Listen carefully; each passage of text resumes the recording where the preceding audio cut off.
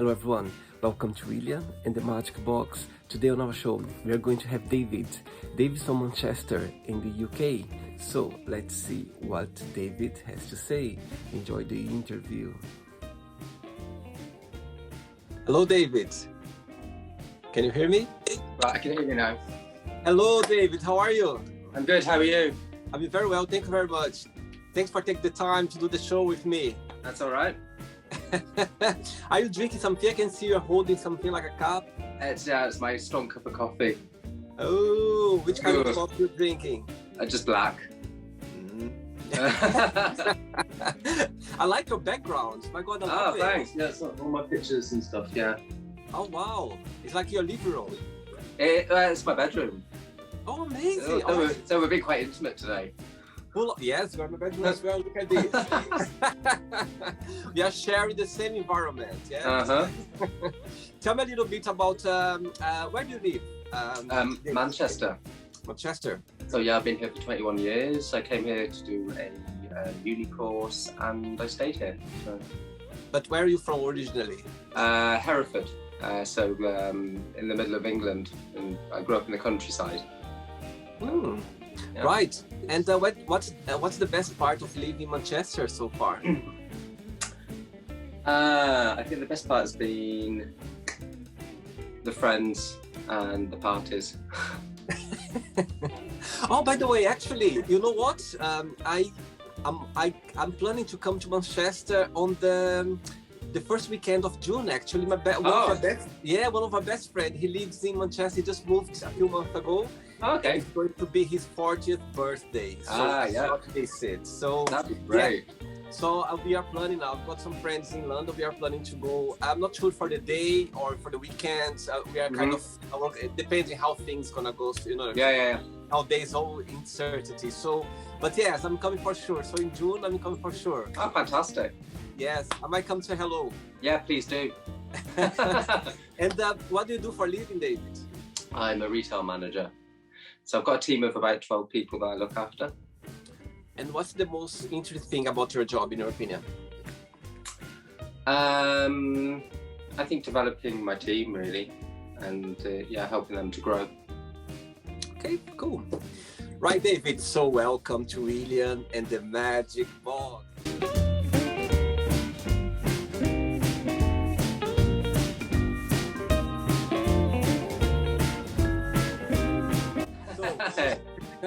I've got here my best friends, full of random fun questions, okay? So yeah. I'm just gonna play some music just for us to get a bit in the mood before the first question. Okay. Ready? Yeah. Let's do it.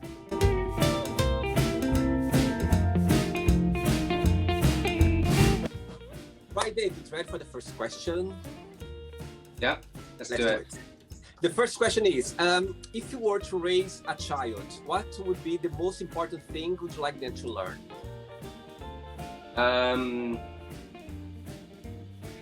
To be true to themselves and not allow anyone else to bring them down for being that. Yes, I think all of us will have those moments in life, don't we? Oh yeah, definitely. Yeah. Do you have brother and sister as well? I have 3 sisters. Yeah, I'm the only boy. Yeah, so I'm the middle child. Right. Yeah, but they've all emigrated to the United States. Some of them live near Seattle, and one of them lives in Texas. Fun enough, I think 2 nights ago, or not last night, I had a guest from Seattle.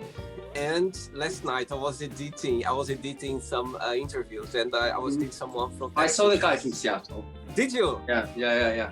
Yeah, Scott, his name, Scott. Yeah, we had an interview I think also, I'm not sure if it was last year, I think. Very, very, very nice interview. I think he's from somewhere else, don't remember now, but he's been in Seattle and found his way there. Yeah, for sure. And your sister, they like living there? Yeah, love it. It's a great place, actually. I like it. Yeah, he was saying that's very green and very... lots of mountains and lakes and stuff like that. So. Yeah, it's amazing. You never thought about living in America? Yeah, I've applied to go, finally. Okay. Yeah, so... Because my family, my mum and dad, they're getting older now, and I'd like to enjoy the rest of my time while they're still on this earth with them and be a bit closer. absolutely. Great. Let's go for the second question. Let's do it.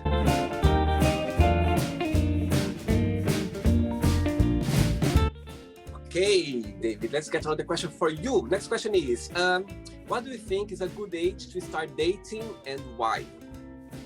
Oh God.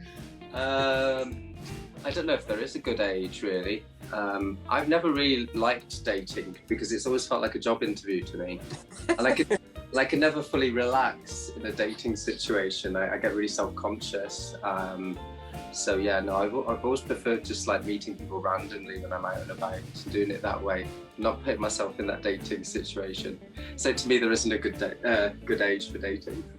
Yes, I agree with you. I think people are different, and I think to start dating is I just think it depends the age. But if you feel safe, if you feel like okay, I'm safe, I'm kind of ready to kind of explore life or explore dating, why not? But I agree with you about dating. I always tell my friends I don't believe in the. I mean, not I don't believe. Of course, some people works well about going dating, you know. Yeah. Particularly myself, I just don't. I don't know. I don't see the point. I can't relax. Relax. Yeah. I just cannot. I think I feel as well. So when you go for a date, you kind of try to impress. So you try. It's not yourself, 100% yourself, because you're kind of. You know what I mean? You have too much expectations, and exactly. Yeah. So I totally agree. I agree with you. Next question.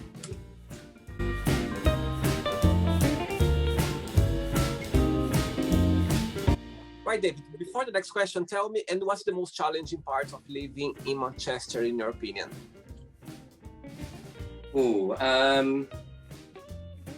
I think the fact that it isn't very green, it's not a very green city, and you know, I think like it's like living in any city like London or anything like that. You can feel a little bit claustrophobic sometimes, and you just want to get away, you know, and it's just a quiet, open space where you know there are very few people. So I think that's probably the most challenging thing about it. See, cool. Next question for you is, what was your favorite thing to do as a kid? I used to like going out on my bike, but I also used to like, because I was also into music as a kid, so I always used to like, this is really embarrassing actually, I always used to like sitting in my room and playing my cassettes, because I'm quite old, and pretending I was a pop star. I did the same as well. I think all of us had those moments. I used to like going out on my bike and doing that. Oh, and drawing. I also enjoy drawing and painting. So, yeah, cool. Very good. I have a younger sister. She's 3 years younger than me. And I remember when you were in my mom's bedroom, we have the mural and we had like a microphone. That's it.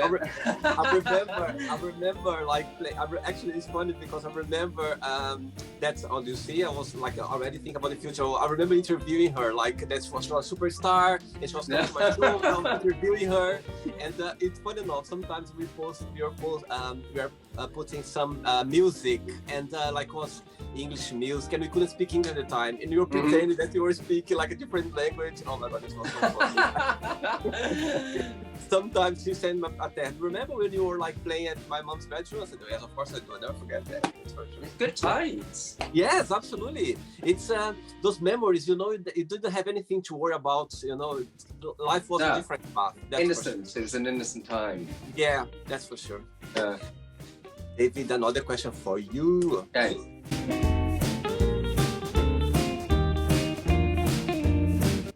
Okay, David, tell me, what do you miss the most about your hometown?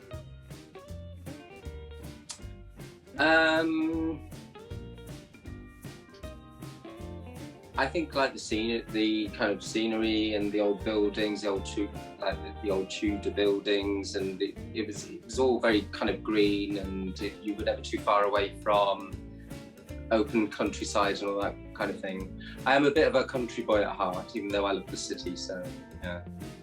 Cool, very good. Next question for you is, good one. If you could stay any age for the rest of your life, which age would be and why?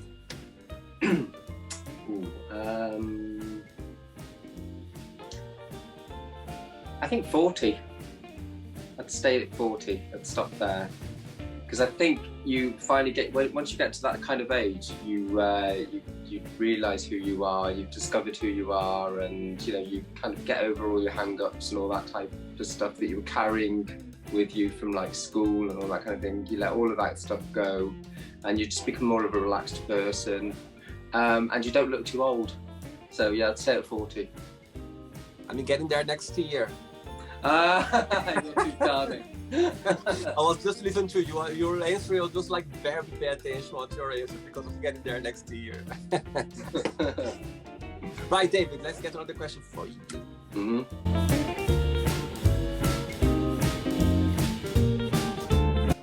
All right, next question for you is, what's the most dramatic argument you ever had? Oh God. I don't actually remember. It'd probably have been something with my parents when I was kind of, you know, that awkward age. You know, one of those arguments, I hate you, I wish I hadn't been born, and all that kind of stuff. And slamming the door and going into your room and sulking. Probably one of those. Everyone hates me, you don't understand me. And all that. I hate you. Are you close to your parents? Yes, yeah. But obviously you go through that difficult stage with them when you're growing up. And everything's a big drama, and you know, all that kind of thing. Absolutely. You know, and they don't understand you, they hate you, and you know, and they don't. You just think they do. Absolutely. I remember as well growing up, and sometimes when I had those arguments with my mom or my dad, you know, regarding like growing up and see different things pass in life, and they were right, actually. No, they were right. Oh, yeah, they're always right. Yeah, that's for sure. And they want the best for us as well. That's really the sweet part. Yeah, agreed. Cool. Next question.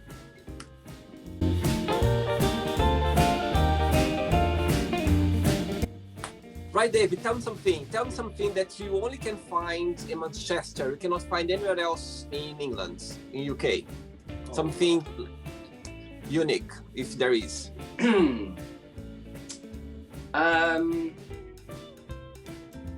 Oh God, I think it's just a way. There's a way of thinking in Manchester and a way of being, and I think that's why a lot of people are drawn to it. And I think with Manchester, there's always been a history of people of Manchester doing things their own way, and it's almost been like a kind of a counter reaction to what's going on in, let's say, London. So, you know, Manchester will always say, well, you know, this is the way we're going to do it, and you know, they'll do it that way, and they'll really go for it 200%.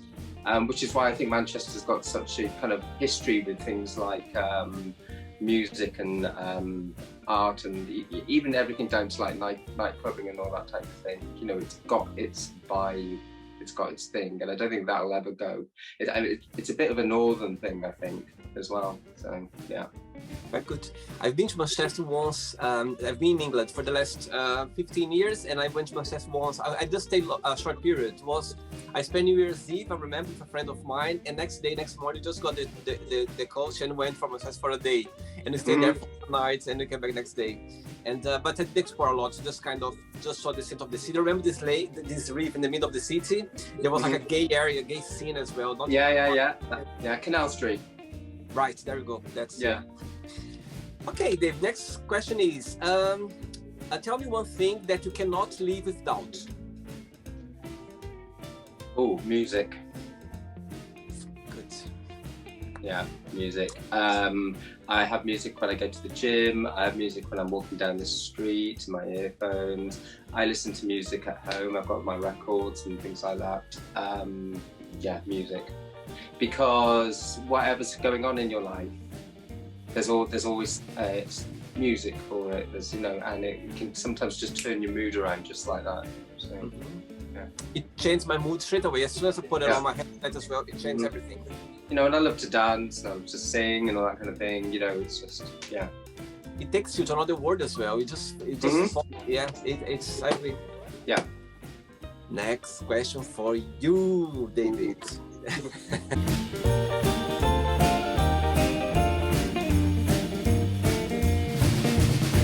Okay, Dave, you telling me about that you are very close to your parents. Tell me, coming out as gay, tell me how, do you always have the support, and how did it work? Yeah, no, I never really said anything. I think they just always knew. It was always there, you know, that little boy that was, you know, we were talking about that earlier, you know, with a hairbrush singing in the mirror and doing all that kind of stuff. It was there, you know. So yeah. So it never kind of came out to your family? You never had this kind of talk or anything? Just not really, no. We just kind of happened naturally, and you know, everyone kind of knew. So cool. Yeah. Right. Next question for you is, if you could change something in yourself, what that would be and why? Change something about myself? In yourself? In myself. In yourself or about yourself? Yeah. I think I'd be more patient and probably less hard on myself and stop overthinking things. Are you a Scorpio, by the way, on astrology? Am I? No, I'm a Taurus. It was my birthday 2 days ago. Oh my God, happy birthday! Oh wow. Mm. I'm just saying that because I'm Scorpio and I'm very patient overthinker as well. One of the things that could change myself, I would say that's overthinker. Oh my God, that's something that takes all your energy, you know? Yeah, yeah, and it sometimes means that you do things wrong as well because you're overthinking it and you're not seeing the full picture. And it sometimes takes somebody else to rein you in and go, you're focusing on the wrong things, and you know. So yeah. Absolutely, and you say about being hard to yourself. Mm-hmm. I think it's something as well, always kind of been working on myself, and to be honest with you, I learned how sometimes we need to be kind to ourselves as well. You do? And I understand, I think it comes from a good place when you push yourself, when you give yourself this hard time, it in a way push you know what I mean, which is good. Yeah. But I learned that you need to be kind as well. Sometimes if you find yourself, if you didn't do something that you meant to do and you start to give yourself a hard time, just remember you're doing good in life, you're doing a lot. So just be kind to yourself. Put your hand like that in your shoulder. Yeah, I learned that. I feel really sorry for like the younger generations as well, because they've got to contend with all these images and things that are thrown at them constantly on social media and all this type of thing. And you know, you're constantly, I mean, I do it sometimes, you're comparing yourself to these lives that people are portraying, and you know how successful or good looking or whatever it is they are, and I think, you know, that's probably one of the hardest things I think for younger generations to have to deal with, because we didn't, you know, I didn't have to deal with that growing up. It wasn't there. So absolutely, I think it's a new word right now. It's too much. I think things are too fast. Much. Yeah, too much. Fast. To the extreme, everything's to the extreme now. The perfection, you know, the perfection, everything needs to be and there's no perfection, not gonna be anyway. Oh. And they're not like role model, you need to be like that. Whatever it is, you know, I think the beauty is in yourself. Doesn't matter how you are or like.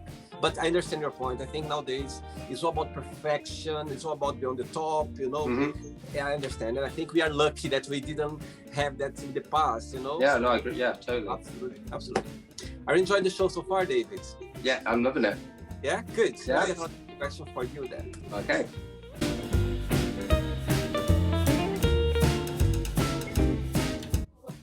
Right, so I'm gonna give a hard time right now.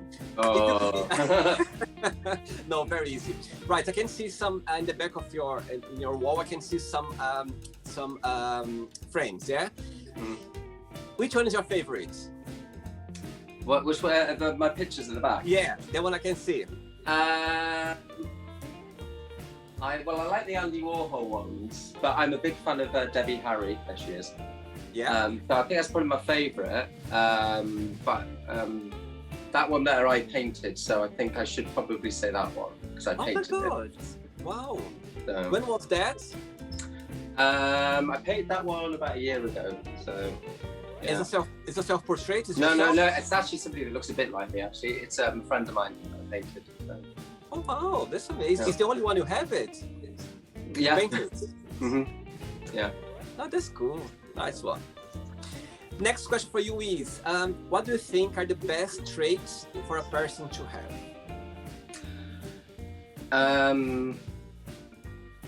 I think intelligence, and you know, you don't have to be, you know, clever or anything special to have intelligence. I think just, you know, and that's such a broad thing, intelligence, because for me, intelligence is compassion, understanding, tolerance, all those kind of things. They're all wrapped up in intelligence.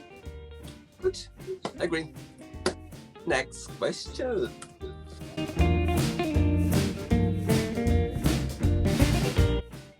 Okay, Dave, just before the next question, so during last year, since this lockdown started last year, yeah, in your opinion, what was the most challenging part of it, and what's the most positive thing you took out of it, in your opinion? I think the most challenging thing, well, for me personally, was losing a routine. So getting up at a set time every day, going to the gym, going to work, having lunch and dinner at a set time, all that kind of stuff. Having a reason to, you know, keep myself motivated. It did slowly kind of start sliding, but it was very slow and gradual. And it got to a point where it was like getting to like midday and I was like struggling to get out of bed, or, you know, that kind of thing. So I think that was probably the hardest thing to, you know, just keep yourself going mentally and, you know, physically and all that type of thing. But the positive thing that came out of it was, you know, I started painting and drawing again and doing all that kind of creative stuff again, because it'd been a while since I'd done anything like that. So that was, yeah, the positive thing. Very good, very good.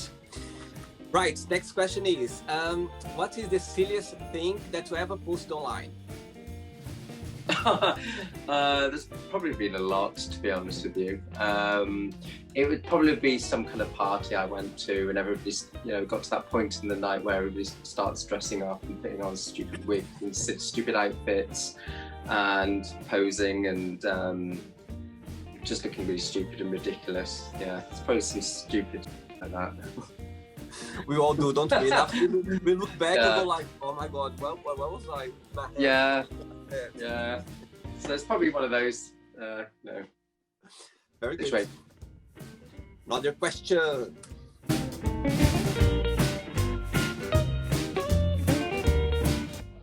Okay, David, before the next question, tell me a little bit about the gay scene in Manchester, in your opinion. The good side of it or the negativity, tell me a little bit. Yeah.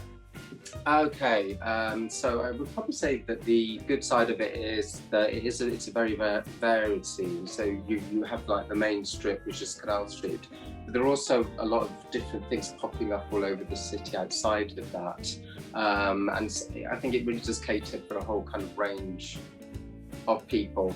And it isn't just like a gay scene, you know, it's a trans scene as well, which I think is really important. So, and it is very varied, and like London, Manchester's a very cosmopolitan city. So you have people from all walks of life, cultures, you know, races, and so on and so forth. I think that probably the negative thing about it is, I think there's probably, you know, still quite a heavy drug scene surrounding certain parts of it. And I think people can get too kind of caught up in that and that way of life, and it's very difficult for them to get out of it. And I think it has a detrimental effect on people. Again, it goes back to the, you know, the question you were saying earlier. One of the positives of the lockdown is I've noticed a lot of people have said that, you know, since being on lockdown and everything, they've had a chance to address some of their issues and so on and so forth. And they've kind of come out with their story, you know, their story of that kind of whole kind of drug scene and all that type of thing. So I'd probably say that was probably the negative side of it. Yeah. I see. Absolutely. I agree with you. Right. Next question for you is, if you could do something illegal without getting caught, what would you do and why? Well, I'd probably, if I could do it and get away with it, I would probably rob a really big bank. And use the money that I'd robbed to, you know, to do some kind of good. I'd keep some of it for myself. Obviously, I'd want a lifestyle, but I think, you know, there's a lot of kind of things like homelessness and all that type of thing, and such a kind of wealth gap that I think is obscene in this world, if I'm to be honest. I would use a lot of that money to solve a lot of the problems that are going on, I think. Because, you know, I do find the huge wealth gap in this world really obscene. I really do. We could solve a lot of the problems. You know, they don't need all of that money. They do not need it, and you know, help the world a little bit more. Yeah. I'm from Brazil, and I know exactly what you're talking about. You know, in Brazil there is all very wealthy, rich people, and they're so, you know what I mean, very poor people. Nobody needs $1 billion or whatever in their bank account. No one does. It's wrong. Yeah, absolutely. Somebody was mentioned to me. I don't know if it was the interview or if I read somewhere, but somebody was mentioned once. I heard that if the 10 most rich people in the world, if they use like half of their wealthy, and like they would stabilize the world, like in Africa and everything, and they would still be the richest people in the world. Yeah. And I was like, oh my God, that's something like, so why would you do that? Why would you do that for, you know, for the world itself? It's power, isn't it? My God, when I heard that, I was like... It's keeping people down there and keeping you up, you know, that position of power. That's it. And when I found more even distressing is like, they would still be the richest people in the world. They wouldn't change their lifestyle or anything. It would be the same. Yeah. But I was like, oh wow, that's sad. No, I don't understand it. So I'd probably, in fact, I'd change that. I'll rob all of the richest people in the world rather than the banks. We'll do that. Good. And they'll still be rich for sure. Yeah. Good one. And I'll join you, okay? I'll join you as well. I'll be like your cope. Another question.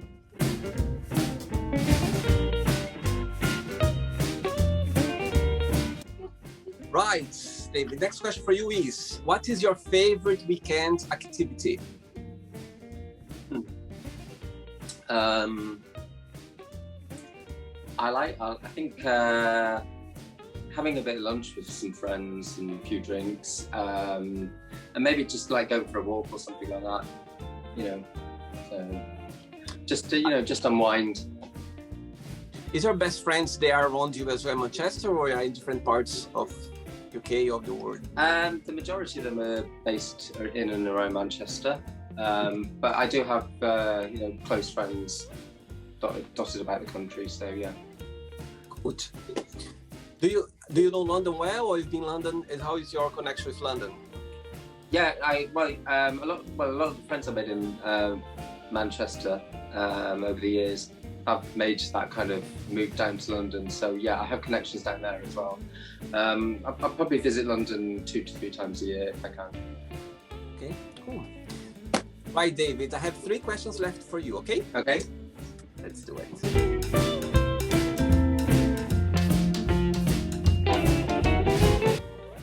Right, David from Manchester. Next question for you is, who has been the most influential person in your life and why? Well, obviously your parents are, because they mould you and all that kind of thing. But I think outside of that, I think growing up as a kind of teenager and looking for that one person you could really relate to during those kind of difficult years of finding out who you are, I would probably say that I looked up to David Bowie a lot. I love the fact that his message was, you know, you can be weird and cool at the same time, but and not care what anyone thinks. And that kind of really made an impression on me growing up as a young boy trying to find myself. I liked his flamboyance. He kind of had this kind of incredibly feminine kind of flamboyant side, but he also had this very masculine kind of side. There were these 2 really interesting sides of him, which both worked in conjunction with each other.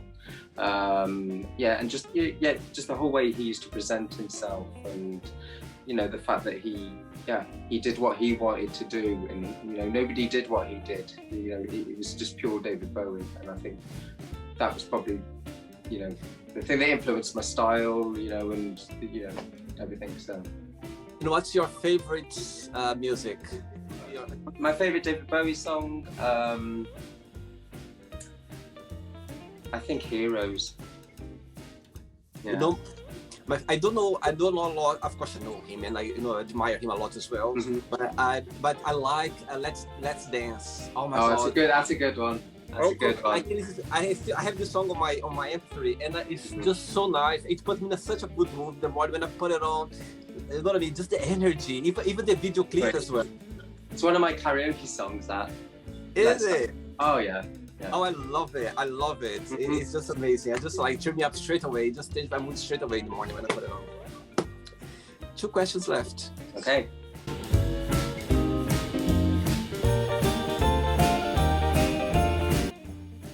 Next question, David. I might change this question, but let's see if we have an answer for. What is your all-time favorite band and why? All-time favorite band, Blondie. When I was probably about 5 years old, I used to be allowed to stay up. There was a music show on TV every week, and we only had 3 channels at that time on this TV. It was called Top of the Pops. I don't know if you've heard of it.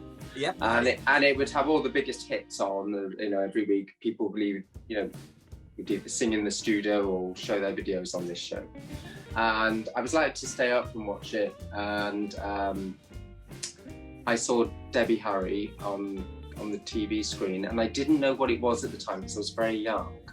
But I was really fascinated by this beautiful kind of blonde, glamorous kind of person on the TV screen, and I was mesmerised by it. Absolutely mesmerised. It was kind of glamorous, but it was also a bit kind of punky and a bit kind of street, and there was something a bit off about it, and I loved it. I just kind of fixated on it, and that made an impression on me as a young kind of 5-year-old gay boy, I guess. And yeah, I've been a fan ever since. And I got to meet Debbie Harry and Chris Stein from Blondie a couple of times, and yeah, that was a nice experience. Yeah, but yeah, seeing Blondie doing Heart of Glass on the TV made a big impression on me.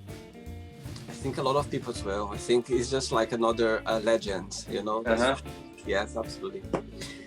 Ready for the last one, David? Yeah. Let's get it done. Let's do it.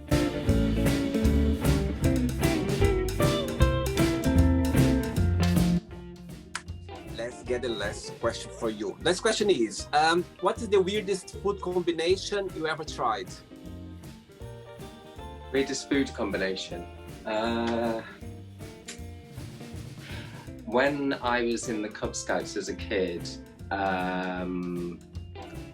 we had to do this thing where there were different combinations of weird food combinations, and if you got a question wrong, you had to have one of the weird food combinations. It was kind of this game we were playing, and it was pickled onions and custard, and it was really hot. It was absolutely disgusting, but yeah, you had to have some of this, because you got the question wrong. You had to pick one.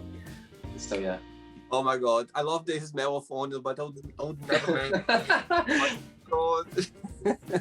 I'll never forget it. Okay, let's do now the quick thinking game. Okay, I'm going to give away some words, and you just tell me one word that comes to your mind. Okay.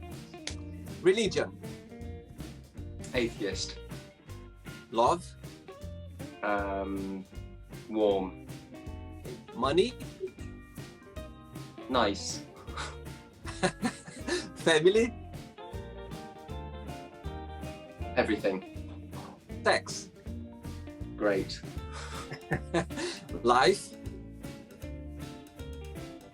Air. Politics. Shitty. Fear. Growth. Friendship. Everything. Desire.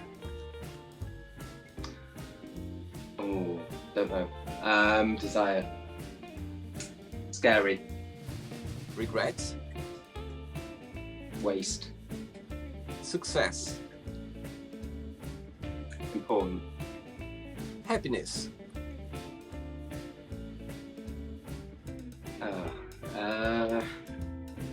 I hate being put on the spot. Happiness. Family. Okay. Wish. Justice. Okay. And if I say Manchester, one word. Party. I'll remember that. And if I tell you Blondie. Glamour. And the last one now, David Bowie. Influence. Very good. Very good. Right, let's pretend now I'm going to meet your best friends, and I'm going to ask your best friends, tell me the most beautiful thing about David, and tell me something that he needs to improve on. What do you think he'll tell me, or she? I think they'd probably say reliable, loyal, funny, flamboyant, and the thing they'd probably say to change, don't be so moody and hard on yourself. And if I would ask the same question to your parents, they would have the same answer?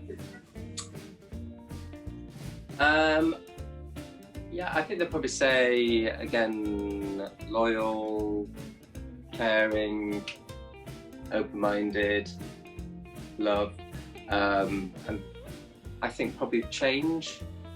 I think my mother would probably want me to stop dyeing my hair.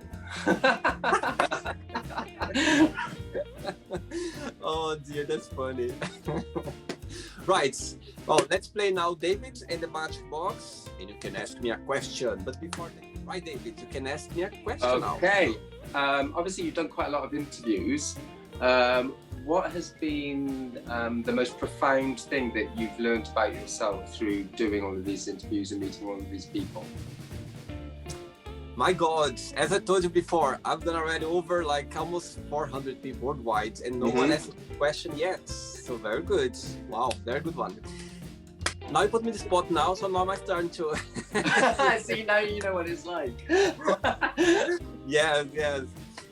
Right, so the most profound thing, I think what I've learned through the process so far, Dave, I would say that, right, I think, the most genuine thing comes to my mind is I realized that we are so interesting. You know, it doesn't matter where you're coming from, where you're from. It doesn't matter your background, your beliefs, your religion, how the way you've been raised. But what I realized through those interviews is we are so interesting. People, we are so interesting. And sometimes I believe that I'm so grateful for this platform that I'm doing, because people, they are sharing so much about themselves. People, they are sharing sometimes. People who watching, they go like, oh my God, how amazing is to hear that from someone on the other side of the world, or like, because we are, we are anonymous, and because usually, I just thought about that now, usually when we hear people talking, so they are stars, or, famous people, and it's nice to hear that as well, because we learn a lot, but it's so nice to hear from anonymous as well, when we find ourselves with those, in their places as well. So yes, I think the most profound thing that I've experienced through those interviews is that we have so much to share. We are interesting people. We are so interesting, and sometimes we sharing our experience makes people from the other side, or people who are watching, that they're not alone. There's other people as well that they are sharing not just the negative part, but the positive side as well. We have histories, like we have so much to share, and I believe that that's the most interesting and profound thing that I've learned through those interviews, and just that people, they are so genuine. We are so genuine. David, I think we have so much. We're not perfect, of course. We have our both sides. But in the end of the day, I think people, they have a good heart somehow. There's a good heart out there, in people. Agreed. And I think that that's what I've been experiencing through those interviews. That people, they are so genuine. People, they are so nice, and they just want to share and their positivity or their experience in life. And also, back to your question, I think that's what's the most fascinating about it, just people sharing their, let's say, good parts of it, what they have in their heart. That's what the most profound thing. Oh, good. Good answer? Yeah, that's great. Good answer. Thanks for putting me in the spot, you put me in the spot like properly. Of course. Did you have a good time, David? I had a great time. It's been great to meet you. Yeah. You too. Thank you so much for accepting the invitation. And before you go, if you don't mind, share a positive quote or positive message. Absolutely. It's one by Voltaire, and it's been quite an important one for me. And it's very simple. The best decision you can ever make is be in a good mood. So, you know, when I, go, get up in the morning and I'm not perhaps feeling in the best way or whatever, or I'm feeling grumpy or whatever, I just think about that. I'm going to go, listen, this is the best decision you can make, because it will change your whole day if you decide to be in a good mood. So, yeah, that's the one. Absolutely, absolutely. And I believe, as you're just adding to that, I believe that happiness is a choice. You know, it's if you choose to be happy, if you go, okay, I'm gonna be happy today, it's just in your head. It's up to you. I know sometimes it's not easy because we go through tough time, but our daily base, you know what I mean, our routine, if you kind of wake up in this mood, it's just about ourselves sometimes. We just can change like that. It's up to us. Great. Yeah. And we keep in touch. And when I come to Manchester, I'll drop you a line and do. It'd be nice. That'd be great. Nice to meet. That'd be great. I'd like that. Okay, take care. Enjoy your weekend. Take care. And you. Bye-bye. Bye. Bye-bye. So, did you like the show? Don't forget to give a like, share it, and also don't forget to subscribe to the channel. And if you'd like to be part of the show as well, first, subscribe to our channel, and after that, just go to our website, www.williamandthemagicbox.com, and send us a request saying why you'd like to be part of the show. And I see you there. Bye bye, see you next time.